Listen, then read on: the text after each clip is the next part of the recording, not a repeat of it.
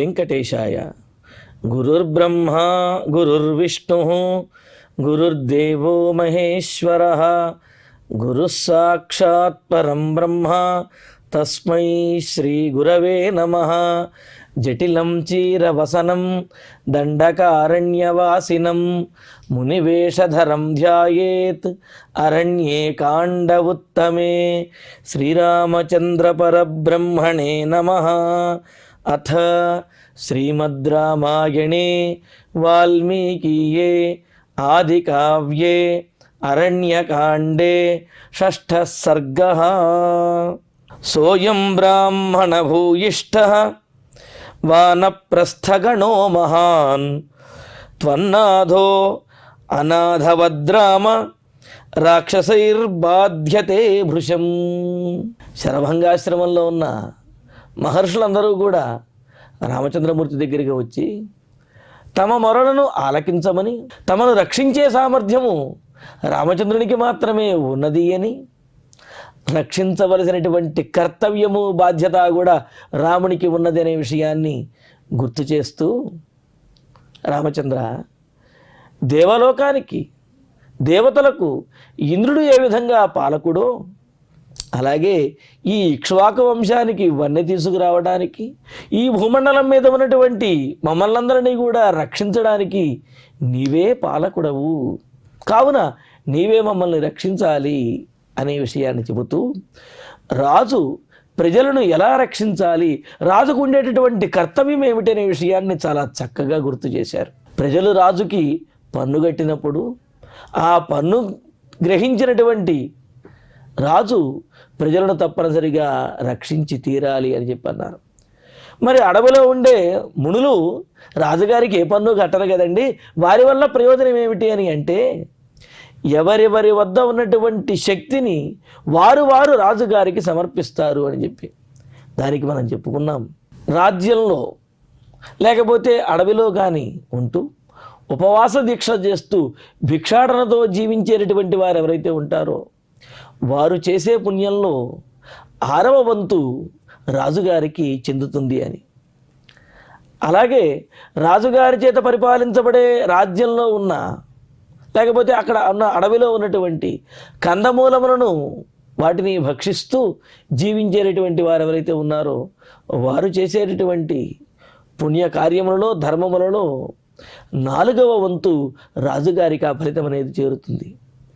అలాగే రాజుగారి చేత పోషించబడుతూ రాజుగారి యొక్క ధనము చేత తన కుటుంబాన్ని గడుపుకుంటూ ఎవరైతే జీవిస్తూ ఉంటారో వారు చేసేటటువంటి పుణ్యకార్యములలో సగభాగము, ఆ ధర్మకార్యములలో సగం అనేది రాజుగారికి ఆ ఫలితం అనేది దక్కుతుంది అని చెప్పి దానికి మనం చెప్పుకున్నాం. కేవలం రాజుల విషయంలోనే కాదు, ఏ పుణ్యకార్యమైనా ఏ ధర్మకార్యమైనా అంతే. ఎవరి యొక్క అన్నాన్ని మనం గ్రహించి జీవిస్తూ ఉన్నామో, ఎవరి యొక్క సహాయంతో మనం పుణ్యకార్యములను ధర్మకార్యాలను ఆచరిస్తూ ఉన్నామో, మనం ఆచరించేటటువంటి ఆయా కార్యములలో సగభాగం ఆ పుణ్యం అనేది సగం వారికి చెందుతుంది. మరి అది న్యాయమే కదండి. వారి సహాయంతో మనం, వారి యొక్క ధనంతో మనం చేస్తున్నటువంటి కార్యములలో ఈ కార్యం ద్వారా వచ్చేటటువంటి పుణ్యం కూడా సగం వారికి దక్కుతుందే మనకు స్మృతులు తెలియజేస్తున్నారు. అలాగే తత్వదీపికాకారులు కూడా చాలా స్పష్టంగా తెలియజేశారు. మరి ఆ తర్వాత రామచంద్ర, మరి అలాగా నీ చేత రక్షింపబడవలసినటువంటి వారిని, నీవే మాకు రాజువు, కావున నువ్వే మమ్మల్ని రక్షించాలి. అటువంటి మేము నీ దగ్గరికి వచ్చి శరణు వేడుతున్నామయ్యా అని అన్నారు. అసలు మేము ఈ విధంగా శరణు వేడవలసినటువంటి అవసరమే లేదు. ఎందుకు అంటే ఉత్తముల యొక్క లక్షణం తమ వద్దకు ఎవరైతే వచ్చారో వారి యొక్క సాధక బాధకములను, వారి యొక్క కష్టములను స్వయంగా తెలుసుకుని ఆ కష్టములను తీర్చవలసినటువంటి బాధ్యత రాజుది, అదేవిధంగా మహాత్ములకి ఉంటుంది. నువ్వు అటువంటి రాజువి, మహాత్ముడివి అయినప్పటికీ కూడా మాలో ఉన్నటువంటి ఆర్తిని నీ దగ్గర తెలియజేయాలి, మా కష్టమును నీ దగ్గర వెళ్ళిపుచ్చాలనే ఉద్దేశంతో మేము ఈ విధంగా చెబుతున్నాం. కానీ మేము చెప్పకపోయినప్పటికీ రక్షించేటటువంటి స్వభావం నీది. కావున మరి ధర్మముయందు అపేక్ష కలిగినటువంటి నీవే మమ్మల్ని రక్షించగలవు అని చెబుతూ, రామచంద్ర, సహ బ్రాహ్మణభూయిష్ట మహాన్ అయం వానప్రస్థగణ.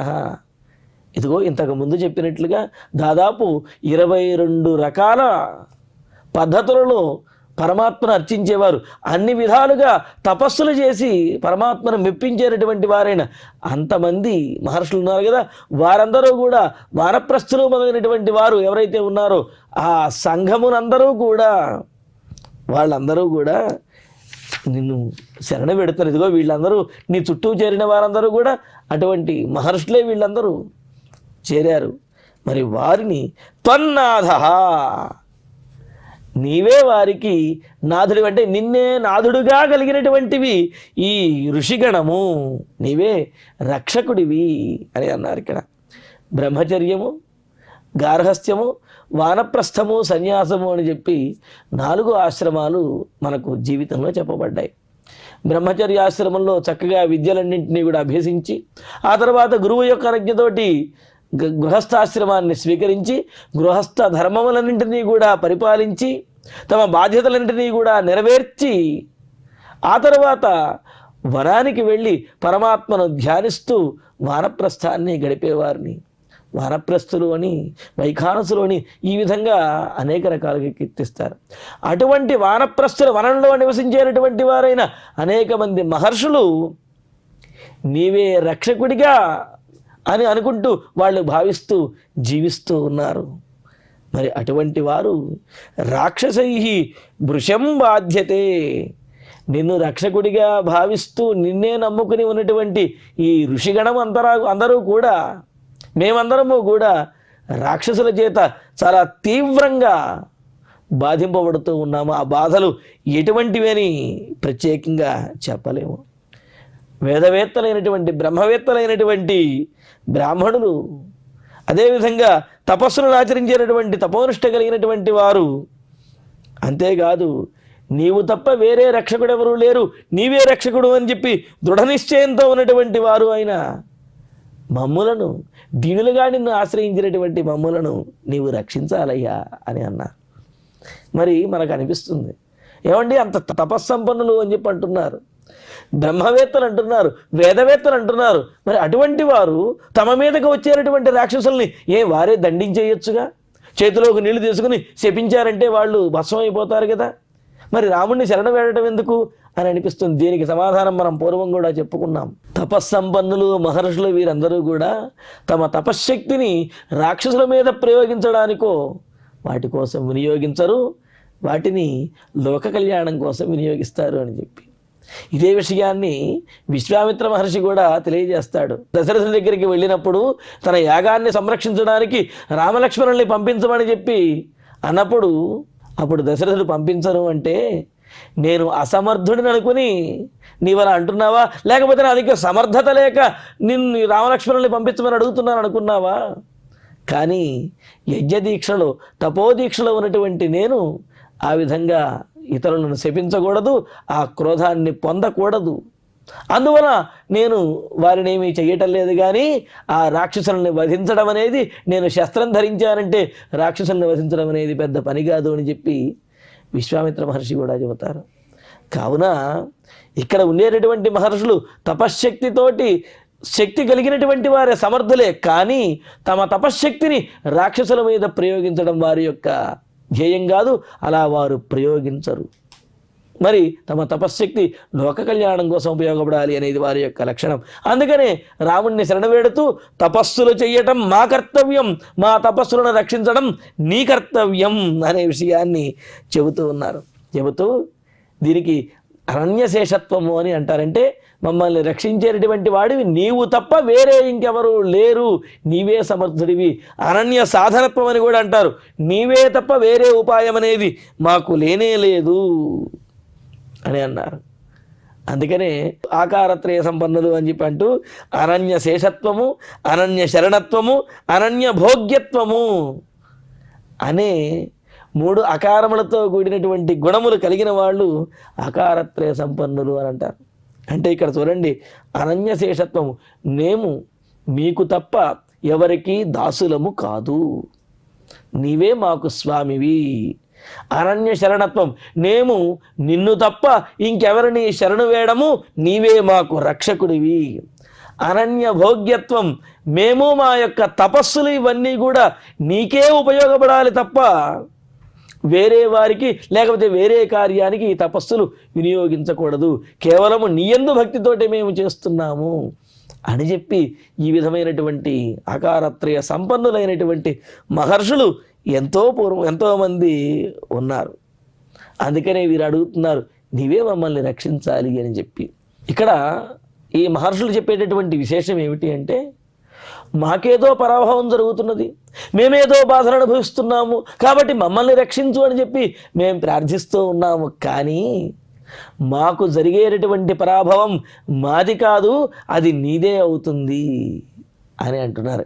ఎలాగని అంటే, అభూతపూర్వం మమ భావి కింవ సర్వం సహేమే సహజం హి దుఃఖం కింతు త్వదగ్రే శరణాగతానాం పరాభవో నాథ నతేను రూప.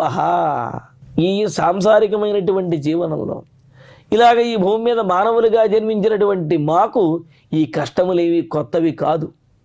కానీ నిన్ను శరణాగతి చేసి నిన్ను ప్రార్థిస్తూ నీ అనుగ్రహాన్ని పొందిన తర్వాత కూడా నీ రక్షణలో ఉన్నటువంటి మాకు ఈ విధమైనటువంటి కష్టములు కలిగాయి అంటే, ఈ విధమైన పరాభవాన్ని మేము పొందుతున్నాము అంటే ఆ పరాభవం మాది కాదు, మాకు రక్షకుడు అయినటువంటి నీది అని అంటున్నాడు. అంతే కదా, రక్షకుడు ఉండగా కూడా జరగకూడనటువంటి అపాయం జరుగుతున్నది అంటే మరి ఆ రక్షకుడిదే కదా దాని యొక్క బాధ్యత. కావున మాకు జరిగేటటువంటి పరాభవం మాది కాదు, అది నీదే అవుతున్నది. అందుకనే మమ్మల్ని రక్షించి కాపాడవయ్యా అని మనకు చెబుతున్నారు. ఇక్కడ ఏ హి పశ్య శరీరాణి మునీనాం భావితాత్మనాం హతానాం రాక్షసైర్ఘోరై బహూనాం బహుధావని. రామచంద్ర, రావయ్య మీకు చూపిస్తాము ఎంతటి కష్టాలు పడుతున్నామో, ఎంతగా మమ్మల్ని ఆ రాక్షసులు పీడిస్తున్నారు అనే విషయాన్ని నీ కళ్ళారా నువ్వే చూద్దుగానివిరా అని చెప్పి వాళ్ళు కాస్త రాముణ్ణి అటు ముందుకు తీసుకువెళ్ళి అక్కడ పడి ఉన్నటువంటి మహర్షుల యొక్క కళేబరములను, అలాగే రాక్షసులు తినగా మిగిలినటువంటి ఆ ఎముకలు మొదలైనటువంటి వాటిని కూడా చూపిస్తూ, అంటే దైన్యాన్ని, ఎంతటి దారుణంగా ఆ రాక్షసుడు మునులను హింసిస్తున్నారనే విషయాన్ని కూడా తెలియజేస్తున్నారు. రాక్షసులు తమను హింసిస్తున్నప్పటికీ కూడా భగవద్ధ్యానం చెయ్యటమే తప్ప ఆ రాక్షసుల్ని శపించాలి అనేటువంటి కోపం కూడా అనేటువంటి సాత్విక మూర్తులు ఎంతోమంది ఉన్నారు. అటువంటి వారందరూ రాక్షసులకి బలవుతూ ఉంటే మరి నీవు రక్షించాలి కదయ్యా అని అంటూ తమకు కలుగుతున్నటువంటి బాధను ఈ విధంగా తెలియజేస్తూ, ఏహి పశ్య రామ, రావయ్య ముందుకురా, పశ్య చూడు అంటే దూరంగా ఉంటే కనిపించదు కాబట్టి కాస్త దగ్గరకు వచ్చి అదిగో ఆశ్రమ ప్రాంతంలో ఆ చుట్టూ పడి ఉన్నటువంటి ఆశ్రమానికి దగ్గరలో పడి ఉన్నటువంటి ఆ కళేబరములు వాటిని చూపిస్తూ, రాక్షసై బహుధా హతానాం, రాక్షసుల చేత అనేక రకాలుగా పీడించబడుతూ అనేక రకాలుగా హతులైనటువంటి వారైనా చంపబడినటువంటి వారైనా భావితాత్మనాం, ఎల్లప్పుడూ కూడా పరమాత్మను ధ్యానిస్తూ ఉండేటటువంటి వారైనా చాలామంది మునీనాం శరీరాణి, మునుల యొక్క శరీరములను పశ్య చూడవయ్యా అని అంటున్నారు. ఇక్కడ మనకు అనిపిస్తుంది వాళ్ళు తపస్సులు చేసుకుంటూ ఉంటే సరే వాళ్ళు శపించరు, కావున రాక్షసుల యొక్క పీడ అనేది కలిగింది. అయితే మరి వారు అంత తపస్సు చేస్తూ అంత సాత్వికంగా ఉండేవాళ్ళు ఇటువంటి కష్టాలను ఈ విధంగా అనుభవించడం ఏమిటండి అని అంటే, ఫలించిన వృక్షమునకే రాతి దెబ్బలు అనే మాట వినే ఉంటారు కదా. కాబట్టి సాత్వికంగా ఉన్నవాడు, అదే లక్ష్మణుడు కూడా అంటాడు కదా, మృదుర్హి పరిభూయతే అని చెప్పి సాత్వికంగా ఉండేటటువంటి వారికి ఎక్కువ కష్టములు వస్తూ ఉంటాయి. ఆ కష్టములను, ఆ పరీక్షలను ఎదుర్కొని పరమాత్మను ధ్యానించగలిగితే శాశ్వతమైనటువంటి ఆనందాన్ని పొందగలుగుతారన్నమాట. మరి అలాగే ఇక్కడ ఇలాగా రాక్షసుల చేత పీడించబడుతూ, అంటే భగవంతుడిని ధ్యానిస్తూ కూడా రాక్షసుల చేత పీడించబడేటువంటి వారిని, వారి యొక్క అంగ ప్రత్యంగములు ఏ విధంగా పడి ఉన్నాయో చూడు రామచంద్ర అని చెప్పి ఆ మునులు రాముడికి ఆ ఆశ్రమం దగ్గరలో పడి ఉన్నటువంటి మునుల యొక్క అస్థిపంజరములు మొదలైనవన్నీ కూడా చూపిస్తూ ఉన్నారు. ఇక్కడ భావితాత్మనాం అని చెప్పి అన్నారు. అంటే శ్రవణము మననము మొదలైనటువంటి వాడి చేత పరమాత్మ యందు ఏకాగ్రచిత్తంతో మనస్సుతోటి నిరంతరము ధ్యానం చేయటంలో నిష్ఠ కలిగినటువంటి వారు అని చెప్పారు. అటువంటి వారైన అనేక మంది మహర్షులు కూడా ఆ రాక్షసుల వల్ల, ఎందుకంటే ఆ రాక్షసులు కూడా చాలా శక్తివంతులైనటువంటి వారు, ఆ రాక్షసుల చేత పీడించబడుతూ ఉన్నారు. చూడిలా పీడించబడినటువంటి మా శరీరం, అంటే వీరి శరీరాల మీద కూడా ఆ రాక్షసుల చేత చేయబడినటువంటి గాయములు కనిపిస్తూ ఉన్నాయి. దాంతో ఆ గాయాలన్నీ కూడా చూపిస్తూ, చూడవయ్యా ఏ విధంగా మాకు వాళ్ళందరూ రాక్షసులందరూ ఇబ్బంది పెడుతున్నారో, ఏ విధంగా హింసిస్తున్నారో మమ్మల్ని అని చెప్పి వాళ్ళని చూపిస్తూ మునులందరూ కూడా రాముడిని రక్షించమని వేడుకుంటున్నారు. పంపా నదీ నివాసానాం అనుమందాకినీమపి చిత్రకూటాలయానాంచ క్రియతే కథనం మహత్. పీడింపబడ్డాము, చంపబడ్డాము అని చెప్పి అనేక మంది జనులు మహర్షుల గురించి చెప్పారు. మరి వారు ఏ ఏ ప్రాంతాల్లో ఉన్న వాళ్ళు, అంటే ఇక్కడ వాళ్ళని మాత్రమేనా అంటే ఆ విషయాన్నే చెబుతూ పంపానది నివాసానం, పంపానదికి దగ్గరలో, పంపానది తీరంలో నివసించేటటువంటి వారిని, అను మందాకినీమపి శరభంగాశ్రమానికి దగ్గరలో ప్రవహిస్తున్నటువంటి ఈ మందాకిని నదికి తీరంలో ఉన్నటువంటి మహర్షులని అందరినీ, జనులందరినీ, ఇంతే కాదయ్యా చిత్రకూటాలయానాంచ, నీవు ఇంతకుముందు నివసించి వచ్చావు కదా, ఆ చిత్రకూట పర్వత ప్రాంతంలో నివసించేటటువంటి వారిని కూడా వీరు మహత్ కథనం మహత్ క్రియతే, వారిని దారుణంగా హింసిస్తూ ఉన్నారు. చిత్రకూటంలో కూడా అదే కదా, మహర్షులందరూ వచ్చి నీవు ఇక్కడికి వచ్చినప్పటి నుండి కూడా రాక్షసులు మరింతగా మమ్మల్ని ఇబ్బంది పెడుతున్నారయ్యా, నిన్నేమీ చేయలేక, నీ దగ్గరకు రాలేక ఆ రోషాన్ని మా మీద చూపిస్తున్నారనే విషయాన్ని కూడా చిత్రకూట పర్వత ప్రాంతంలో మహర్షులు రామచంద్రమూర్తికి తెలియజేశారు కదా. మరి ఇక్కడ అదే చెబుతున్నారు, మరి మమ్మల్ని ఈ విధంగా వాళ్ళు పీడిస్తున్నారు అంటే మందాకిని నదీ తీరంలోనూ, అదేవిధంగా పంపా నదీ తీరంలోనూ, చిత్రకూట పర్వత ప్రాంతంలో ఉన్నటువంటి మునులను, జనులను అందరినీ కూడా ఆ రాక్షసులు చాలా తీవ్రంగా బాధపెడుతూ హింసిస్తూ ఉన్నారు. ఏవం వయం నమృష్యామః విప్రకారం తపస్వినాం క్రియమాణం వనే ఘోరం రక్షోభిర్భీమకర్మభిః. మరి శరీరమును లెక్క చెయ్యకుండా తపస్సు చేసేటటువంటి మీకు శరీరానికి కలిగేటటువంటి హింస గురించి ఎందుకండి బాధ? మీరు శరీరం గురించి లెక్క చేస్తారా? అసలు ఈ శరీరాన్ని తృణప్రాయంగా భావించే మీరు శరీరానికి కలుగుతున్నటువంటి బాధను ఇంత ఇబ్బందికరంగా, దీనంగా చెబుతారేమిటి అని రాముడు అనుకోవచ్చు కదా. దానికి కూడా వాళ్ళు చెబుతున్నారు, రామచంద్ర, రాక్షసులందరూ మమ్మల్ని పీడిస్తుంటే ఏదో మా శరీరానికి ఘాట్లు పడ్డాయనో, లేకపోతే మా శరీరానికి గాయాలయ్యాయనో, మేము శరీరాలను కోల్పోతున్నామనో ఈ బాధ మాకు లేనే లేదు. కానీ ఈ శరీరంతో పరమాత్మ అయినటువంటి నిన్ను, అంటే పరమాత్మను ధ్యానించేటటువంటి అవకాశం లేకుండా మమ్మల్ని వారు మా తపస్సులను భంగపరుస్తూ ఉన్నారు. ఈ శరీరాన్ని పొందినందుకు మేము సార్థకతను చేకూర్చుకోవడానికి ప్రయత్నిస్తూ ఉంటే ఆ విధమైనటువంటి సార్థకత లేకుండా మా తపస్సులను భంగం చేసి హింసిస్తున్నారు.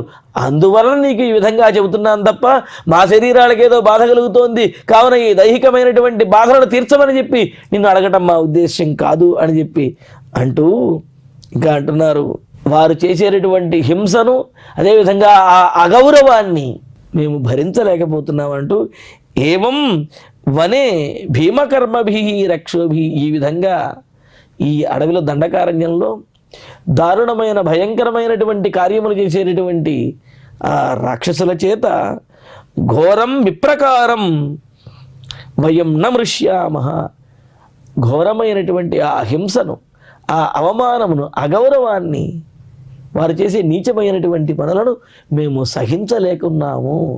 ఎందుకు సహించలేకున్నాము అంటే మేము మా శరీరాల గురించి కాదు, మేము ఈ శరీరాన్ని కలిగి ఉన్నప్పుడు తపస్సులు చేస్తూ ఉంటే వాటిని భంగపరుస్తూ ఉన్నారు, దానిని మేము సహించలేకపోతున్నాము. కావున వారి పీడను తొలగించి మమ్మల్ని రక్షించి మా జీవితములను సార్థకం చేయవయ్యా రామచంద్ర అని చెప్పి ఆ మహర్షులందరూ కోరుతూ ఉన్నారన్నమాట. ఇక్కడ వయం అని అంటే మేము అని అన్నారు. మేము తప్ప అంటే మేము నిన్ను తప్ప వేరే వారిని ఎవరిని కూడా ఆశ్రయించము అని చెప్పడం ఇక్కడ ఉద్దేశ్యం. అంటే భగవంతుడమైనటువంటి నీవు తప్ప వేరే వారిని మేము రక్షకుడిగా ఆలోచించము. భగవత్ ప్రాప్తి తప్ప వేరే ఫలం అనేది మాకు అవసరమే లేదు. అటువంటి భగవత్ ప్రాప్తికి సాధనమైనటువంటి ఈ ధ్యానములు తపస్సులు ఏవైతే ఉన్నాయో వాటిని వారు భంగపరుస్తున్నారు. కావున మమ్మల్ని రక్షించమని మేము వేడుకుంటున్నాము. అదేవిధంగా భగవద్ అనుగ్రహాన్ని పొందడానికి భగవంతుడే ఉపాయము తప్ప వేరే ఉపాయము కాదు అనేది కూడా వీరిక్కడ తెలియజేస్తూ, మేము భగవంతుడమైనటువంటి నీవారిమే, నీకు పరాయి వారము కాదు, కావున నీ వారిని రక్షించుకోవలసినటువంటి బాధ్యత నీదే అనే విషయాన్ని గుర్తు చేస్తూ, మేము భగవంతుడికి చెందిన వారిని, భగవంతుడికి స్వజనులము, ఆత్మీయులము, కావున నీవే మమ్మల్ని రక్షించాలి అని ఈ విధమైన భావనలను కలిగి ఉన్నవారే అనన్యభావము అని అంటారు. దీనినే అంటే ఏమిటి? భగవంతుడు తప్ప వేరే మార్గము లేనే లేదు అనే ఉద్దేశ్యంతో నిన్ను మేము ఆశ్రయించామయ్యా రామచంద్ర. కావున నీవు తప్ప మాకు వేరే శరణం అనేది లేదు, నీవే రక్షించాలి అని చెప్పి అంటూ, తతస్త్వాం శరణార్థంచ శరణ్యం సముపస్థితాః పరిపాలయ నో రామ మధ్యమానాన్నిశాచరైః.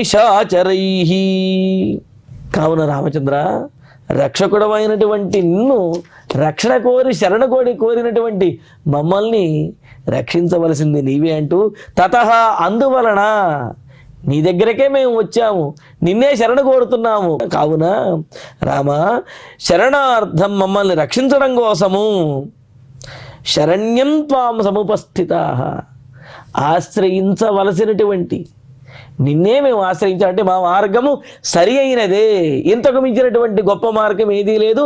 నిన్ను ఆశ్రయించడమే మా కష్టములు తీరుటకు, మా జీవితములు ధన్యం అవటానికి కూడా ఇదే సాధనము. కావున ఆశ్రయించవలసినటువంటి నిన్నే మేము ఆశ్రయించాం. ఇంకా నీవే నిశాచరై నహ పరిపాలయ, రాక్షసుల నుండి మమ్మల్ని రక్షించవయ్యా అని చెప్పి ప్రార్థిస్తూ ఉన్నారు. మరి నిన్నే రక్షిస్తున్నాము, నిన్నే ప్రార్థిస్తున్నాము, ఎందుకు నన్ను మాత్రమే మీరు ఎందుకు ఆశ్రయిస్తున్నారు? ఇంకెవరు మీకు దొరకలేదా అని రాముడు అనుకోవచ్చు కదా. అందుకని దానికే వాళ్ళు సమాధానం చెబుతున్నారు. ఇక్కడ చూడండి, తనిశ్లోకి వ్యాఖ్యాకారులు చాలా చక్కగా వివరించారు. నీవే మాకు శరణము అనడానికి కారణం ఏమిటి అంటే దానికి ఉపయుక్తమైనటువంటి స్వామిత్వాది గుణములు రాముని యందే పరిపూర్ణంగా ఉన్నాయి. ఏమిటా గుణములు చూడండి: స్వామిత్వము, వాత్సల్యము, సౌశీల్యము, సౌలభ్యము, జ్ఞానము, శక్తి అనే గుణములు అన్నమాట. స్వామిత్వము అంటే నాయకత్వ లక్షణములు, నమ్ముకున్నటువంటి వారిని రక్షించేటటువంటి బాధ్యత కలిగినటువంటి లక్షణము స్వామిత్వం అన్నమాట. ఇంకా వాత్సల్యము అంటే తనను ఆశ్రయించినటువంటి వారిలో ఉన్నటువంటి దోషములను తనంతట తానే తొలగించి వారిని అక్కున చేర్చుకోవటము. అంటే తల్లిదండ్రులకు బిడ్డల మీద ఉండేటటువంటి భావన, దానిని వాత్సల్యం అన్నారు. అటువంటి వాత్సల్యం రాముడిలో ఉన్నది. సౌశీల్యము అంటే నీచైస్సహ నీరంధ్రేణ సంశ్లేష అని చెప్పి అన్నారు. సౌశీల్యము అంటే తనకంటే తక్కువ వారితో కూడా స్నేహభావనతోటి ఉండటము, వారి బాధలను అర్థం చేసుకోవటము సౌశీల్యం అన్నారు. మరి అటువంటి సౌశీల్యం కలిగిన వాడు రామభద్రుడు. అందుకే కదా గుహుడిని కూడా ఆలింగనం చేసుకుని మరి అతన్ని సత్కరించినటువంటి వాడు రామభద్రుడు. అంతేకాదు సౌలభ్యము, ఏదో వచ్చి అనేక రకాలుగా ప్రార్థించి ఎంతో కష్టపడి ఆ విధంగా ఈయన దర్శనాన్ని పొందడం కాదు, సులభంగానే అందుబాటులో ఉండేవాడు రామచంద్రుడు. అందుకని సౌలభ్య గుణం కలిగినటువంటి వాడు. అంతే కదండి.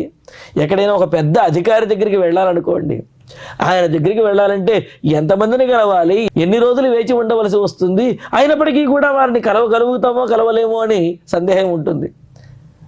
కానీ ఇక్కడ రామచంద్రుడిని కలవడానికి, రామచంద్రుడితో మాట్లాడటానికి వీరందరికీ కూడా మధ్యలో అవరోధములేవి కూడా లేవు. అందుకనే సౌలభ్యం, చాలా సులభంగా అందరినీ కూడా హక్కున చేర్చుకునేవాడు. అటువంటి సౌలభ్య గుణం కలిగిన వాడు. అంతేకాదు జ్ఞానము, ఏ సమయంలో ఏది చెయ్యాలి, ఏది చెయ్యకూడదు, ఏది సరైనది, ఏది సరైనది కాదు అనే ఉచితానుచిత విచక్షణ జ్ఞానం కలిగినటువంటి వాడు రామచంద్రుడు. వీటితో పాటుగా శక్తి, సామర్థ్యం పూర్తిగా కలిగినటువంటి వాడు.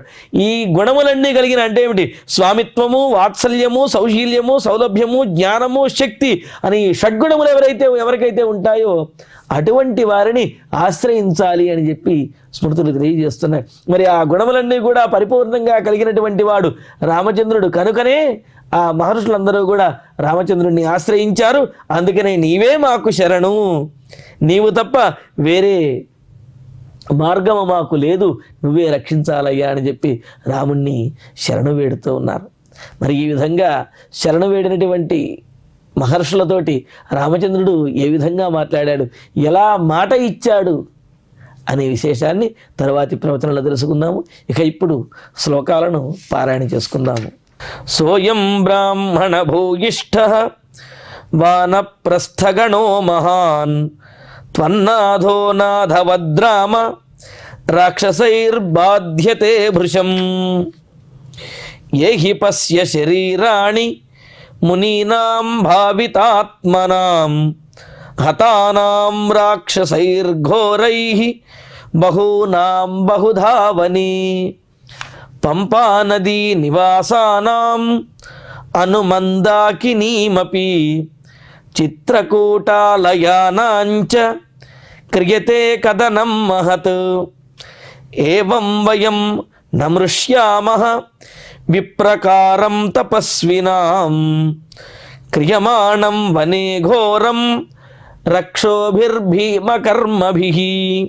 తతస్త్వాం శరణార్థంచ శరణ్యం సముపస్థితాః పరిపాలయనో రామ మధ్యమానాన్నిశాచరైః.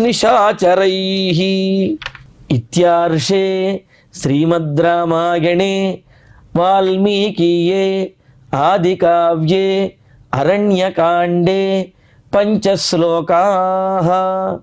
ఇక ఇప్పుడు క్షమాప్రార్థన మంగళాంతంగా ఈనాటి ప్రవచన కార్యక్రమాన్ని పరిపూర్ణం చేసుకుందాం.